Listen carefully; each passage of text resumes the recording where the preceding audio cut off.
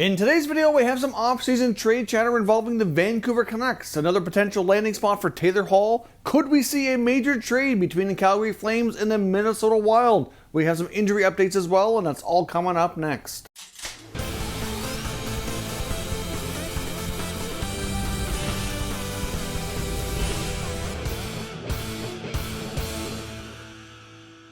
So welcome back to another video here at Top Shelf Hockey. Of course, as you can see, today we're doing an indoor video. The wind was not cooperating, so we're going to postpone an outdoor video, hopefully for the next day or so. But for today, we're indoors here, getting up to date on all the latest NHL news. I want to get started first up with some injury updates. Steven Stamkos for the Tampa Bay Lightning will not be playing in the Eastern Conference Final. Of course, Stamkos has been out of the lineup since sometime in February. He's yet to play during the NHL's return to play. He's been with the team the entire time, but he's still unfit to play and will not be able to participate in the conference final. They didn't really provide any updates that things would be looking good or not, if he is able to play in the finals, if they make it that far. So we'll have to see here. But, I mean, Stamkos is out here yet again. He's battled so many significant long-term injuries. You can't help but wonder at one point they might consider even moving him, to be completely honest. I know it's not really a trade rumor about Stamkos or anything, but, you know, he's missed so much time, and they've proven in these playoffs that they're such a good team without him that, you know, maybe at some point they have to think about that. I don't know. For such a talented guy, he's had an awful lot of bad luck when it comes to injuries. Now, one other quick note on injuries as well. If the Colorado Avalanche had have prevailed in their series against Dallas, Captain Gabriel Landeskog would not have been able to participate in the Western Final, possibly in the Stanley Cup Final if they reached that far either. He suffered a pretty serious injury, which was from a skate blade cut in Game 6 against Dallas. And it was a pretty deep cut, and he would have been done for the rest of the playoffs. So they would have had to go the rest of the way. And as I mentioned, the Colorado Avalanche basically ran out of gas, or ran out of bodies, too many injuries. They were just too decimated on the number 3 goaltender, and then a big blow to lose their captain right before Game 7. Just wasn't meant to be this year, but they have a bright future. And we'll see what else the Avalanche do to get back at her and compete hard for the next number of years. They're certainly one of the up-and-coming young, fun teams to watch around the NHL. Of course, we have a number of items we wanted to talk about concerning the offseason and potential moves. I want to get started here with a potential new landing spot for Taylor Hall. There's another article by Adam Vinnigan wondering about Taylor Hall winding up in the Nashville organization as a free agent. Of course, as we know, the Predators are a team that, you know, had a disappointing season, and really ever since they reached the Stanley Cup Final against the Penguins a number of years ago, they've kind of been slowly going downhill, at least when it comes to the playoffs. I mean, they followed up their finals performance with a really awesome regular season the next year, but really ever since, it's been kind of a downward slope, not having any kind of playoff success. They added Matt Duchene, a big-time free agent this past year, but they still, it was all the guys on paper who normally have had, you know, pretty offensive careers leading into their time with Nashville, still struggled to be a higher scoring team. I mean, they have a pretty solid blue line. They've had good goaltending for the most part, even though Pecorine is getting a little older. UC Saros, I mean, it's not as strong between the pipes as it once was.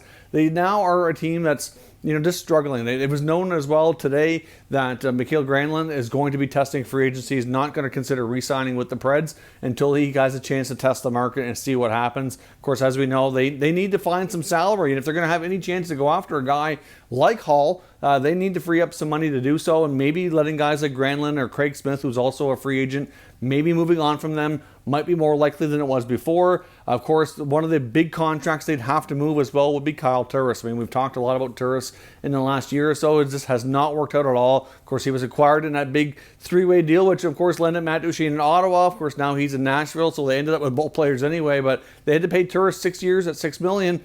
And he's come nowhere close to really earning that money ever since that contract was signed. And now they have a problematic contract that they'd like to move on their hands, and it's been tough to do. I mean, he still has quite a bit of time and money left on that deal. So if they could find a new home for him, that would certainly go a long way for them to being able to add another free agent. But I mean, it makes sense in a way for them to go after Hall if they can afford it. The other big part too with the Taylor Hall connection to Nashville is his relationship with John Hynes, their head coach. Of course, previously coached in New Jersey, where Hall played for a while, and he had a really good relationship with Hynes. Hall has mentioned before in interviews how much he really respected John Hynes as a coach, and has referenced him as being probably the best coach he's had before. So there's certainly a connection in that regard as well, which could make things appealing for Hall to want to go to Nashville. You know, clearly they'd have to move out something significant, and moving a player like Turris without retaining salary or going down a route of a buyout, which would be really long-term, ugly, and expensive for them. I don't see them doing that. I just don't see it happening. So as much as the article we came across, you're talking about the potential for Hall in Nashville. To some degree, it makes sense. He would be a player they could use and need. They could use a high-scoring winger like a game breaker. I just don't see it happening unless they can get rid of Turris. Then that's the only way. And right now, they've had trouble doing that already, and it just seems pretty unlikely. Personally, I think there's going to be a lot of teams interested in Hall, and I just don't see the Predators being able to pull it off. But let me know what your thoughts are down in the comment section. And of course, I wanted to take a look at the Vancouver Canucks. They were just recently beat out here by Vegas, so there's already a lot of talk and, ponderings about what they could do for next year. They have some tough decisions they need to make. Came across an article on Patrick Johnston of the Province talking about some of the moves that he thinks they could possibly make. And one of the items he kind of evaluates is goaltending, of course, which is a big one for them. Do they re-sign Jacob Markstrom, who's been their team MVP for the past couple of years and has really played a large role in getting them to where they're at? Or do they consider letting him walk and letting Thatcher Demko, who played the last 3 playoff games and was phenomenal, lights out, do they let him run with the ball? Because they have some tough decisions to make as well. They have to consider, obviously, their cap situation, which is tight. They have to consider the Seattle expansion draft coming up, which is only a year away, that they're going to be at risk to lose a pretty good player. They have to look at all that, which is going to make things complicated. So from a Markstrom perspective, he's probably going to be looking at somewhere around $6+ million, maybe at least 3 to 4 years, maybe 5. Hard to say. I don't know exactly what he wants. That's just my initial thoughts. And he very well could be bargaining for a no-move clause to make sure he's protected in that expansion draft. And that would be very, very problematic for the Canucks, even though they probably, in a way, would love to keep him in a perfect world. If the cap situation was different and they weren't expanding and having to lose a player, that would change a lot for their decisions here. But given the fact that Demko proved in these playoffs that he can play big time and respond to the pressure, they're going to be at risk to lose him. And the article kind of even wonders if they do decide to re-sign Markstrom, would they consider trading Demko? Now, of course, he didn't lobby for the fact saying that they should. I'm not doing that either. So I don't want Canucks fans watching this saying, we're never going to trade Demko, you're an idiot, or anything like that. That's not where we're going with this. But you have to think about it for a second. If they do want to keep Markstrom, that's going to put them in a really difficult spot to retain Demko. You have to think, if you're NHL Seattle, you're the Kraken, and you're evaluating all these players, and you're looking at potential goaltending options, because they're going to take 3 goalies in the draft, you'd have to think a young up-and-coming goaltender who just proved that he can play big time in the playoffs would be very attractive to them. Not going to be overly expensive. He's young, moldable, can be with them for a long time. You'd have to think he'd be their prime target on the Canucks that they would not be able to protect, that they would be at risk of losing. So wouldn't they want to consider trading that before they lose it for absolutely nothing? I mean, it would add another situation for the goalie market, as we talked about a lot this year. So not to say that they're going to go down that road, but then if you don't, you have to think that they should consider that at least if they are going to bring Markstrom back. But bringing back Markstrom does complicate things a lot with the salary cap, because they also have on defense Chris Tanev and Troy Stecher. They probably can't keep both of them. Tanev certainly proved to be a lot more durable this year playing in all games. He was a great fit for Quinn Hughes. The article references the fact that Tanev wasn't caught chasing the game so much. Playing in a defense pairing with Hughes, it seemed to be a really good fit. Obviously helped him stay healthy. He played all 82 games, which was great. He's certainly, like a senior member of their blue line. So, because Edler's not going to be there too long-term, you wouldn't think. So, obviously Tanev would be somewhat tough guy to replace back there. But, you have to obviously let him boil down to money. When it comes to Troy Stecher, he is a very serviceable top 4 guy. Could even be a third pair guy if need be. But he's had a pretty good run with Vancouver, and he certainly made a case for them to continue along with him in their lineup as well. But then you have guys like Rathbone, Rafferty, and Ulevi going to be pushing for playing time next year as well. And they just can't have, all of these guys kind of rotting in the minors waiting for their opportunity. They're not getting any younger, and they've earned a chance, in my opinion. So clearly the Canucks are going to have some tough decisions to make, because they could make up a couple of spots on their blue line with ELCs to kind of offset some of their cap issues. So let me know from a defense perspective, do you see Tanev or Stecher? If they can't bring them back, both, who do you keep and who do you let go? From the forwards, though, there's been another talk here from Farhan Lalji today indicating that the Canucks' internal belief is that they have a really good chance between Brandon Sutter and Louis Eriksson to moving one of those contracts to free up some money. So obviously, there's a lot of talk, obviously, about Eriksson's contract being an albatross. He didn't really play much in these playoffs, making $6 million. But from an actual money perspective, after his bonus is paid for 2020, there's not a lot of actual real cash left. So for teams that are nowhere near the cap, like the bottomer, weaker teams in the league, they would be able to take that contract on. They'd have a player who can play PK, be, a veteran guy who can play limited amount, but also at the same time not pay out a lot of cash, but have a decent cap hit to make sure they're released at the floor or above. So it could be appealing to a team that's lower down there that has the room to do it. Obviously, Vancouver would have to sweeten things a bit, but it's certainly not impossible. In the case of Brandon Sutter, he only has 1 year left. A buyout might be more of an option. And to be honest, Sutter didn't play that badly in these playoffs. I thought he was pretty decent, but there's an argument there between Sutter and Beagle that you don't really need both of them. And obviously, I think Sutter's got a little bit more trade value. But if they could move at least Sutter or Sutter and Eriksson, it would really solve a lot of their issues. Tyler Mott proved that he needs to come back. He earned himself a spot moving forward. But then you get Tyler Toffoli as well. Is going to be a tough choice. To question yourself here, would they actually consider signing Markstrom and trading Demko? This is just a thought from the article here. Like I said, I don't want Canucks fans getting upset thinking I'm suggesting they will or they should trade Demko. That's not where we're going.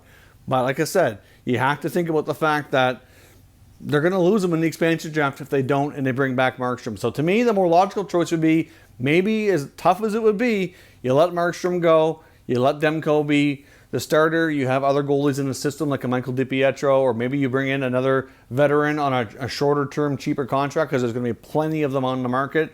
You bring in a guy on a 1 or 2 year contract at 1 to 2 million, something cheaper, and have them kind of mentor Demko for a year or so before DiPietro might be able to jump in, and they could have a really young goaltending tandem. I don't know. That's just a possibility, but you have to think that's a real situation that Canucks have to consider. And obviously, I want to know what your thoughts are. I know there's a fair bit of Canuck fans that watch this channel especially. So let me know what moves you think we're going to see out of Vancouver this offseason. Now, we have some talk as well from Michael Russo of The Athletic suggesting that the Minnesota Wild are seriously shopping Matt Dumba and to some extent Jonas Brodin, and one of them is likely going to be traded. At least the odds are pretty good. Obviously, they have Ryan Suter and Jarrett Spurgeon they're going to have to protect in the expansion draft. And if the Minnesota Wild went down the road of only protecting 3D, well, they're definitely going to lose a D in the expansion draft. So again, this has expansion draft implications. They could go with any 8 skaters and consider making more of their forwards expendable, which is a possibility that they could certainly look at.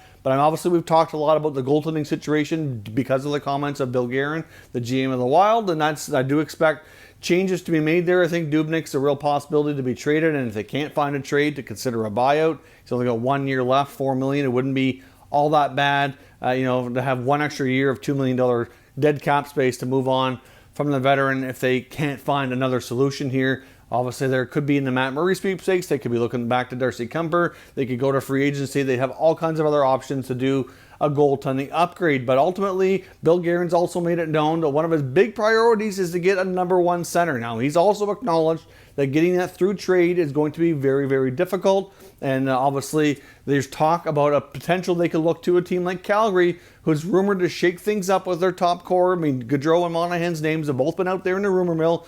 Could they try to swing a deal with the Calgary Flames for center iceman Sean Monahan? He would be a terrific top center iceman for Minnesota. The Wild really haven't had a real solid true number 1 center in a long time. You could argue even since the reemergence of the team in Minnesota, since they've been in Minnesota Wild. Monahan would be a great fit. They could use a defenseman like a Dumba or Brodin who are in their prime years and certainly able to help them contend. But then that creates a big hole at their number 1 center position, and Minnesota doesn't have really a top center they could look to kind of include in this package deal to kind of even things out a little bit to make Calgary satisfied. So I think to a degree this trade might be a little less likely to take place because of that. Calgary would then have to have another move lined up so they could acquire another center iceman to come in and take the place. But as much as the Flames might be considering a shakeup, like I said, unless there's another trade that kind of trigger another center iceman coming in, I honestly don't know. I mean, it makes sense that Monahan would be a player that the Wild would be interested in,